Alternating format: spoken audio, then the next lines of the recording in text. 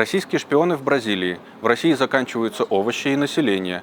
Новый сезон Рика и Морти. Вы смотрите новости с еженедельного митинга у посольства России в Лиссабоне. Сегодня 24 мая, 14:30. 22 мая издание «Медуза» опубликовало выдержки из материала газеты The New York Times о том, как Россия использовала Бразилию и другие страны Латинской Америки для создания легенд оперативникам своей разведки. Целью было не шпионить за Бразилией, а стать бразильцем. В 2022 году бразильская контрразведка при помощи коллег из других стран начала на них охоту. Им удалось вычислить 9 шпионов, но арестовать только 2, остальным удалось скрыться. 22 мая издание The Moscow Times, цитируя Министерство сельского хозяйства РФ, сообщило, что прошлогодний урожай овощей практически закончился. На полки поступает импортная продукция, из-за чего цены существенно выросли. Среди причин неурожая называют заморозки, засуху и падение урожайности. Тоже издание 17 мая, цитируя демографа Алексея Ракшу, сообщило, что Федеральная служба государственной статистики РФ прекратила публикацию детальных данных по демографии. В 2018 году Путин требовал за 6 лет остановить вымирание России.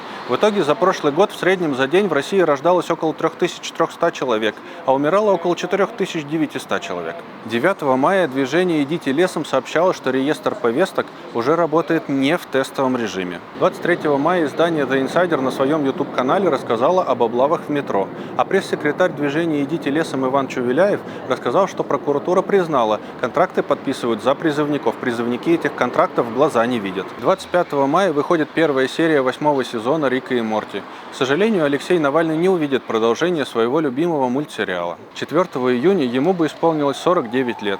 В этот день приносите цветы к мемориалу в его память сюда, на Гоа Вишконте де Сантарень 71. А также присоединяйтесь к нашим активностям.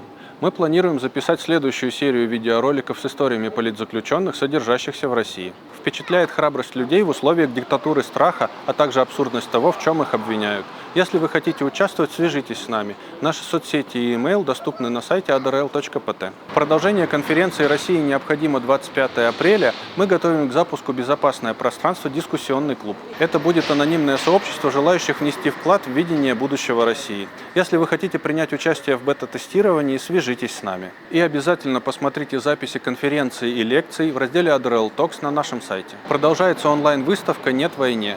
Выберите на память или в коллекцию интересные, трогательные и красивые произведения искусства, всю или половину стоимости которых авторы пожертвовали на сбор для больниц и школ Украины. Пруфы и ссылки в описании. Подписывайтесь и помогайте.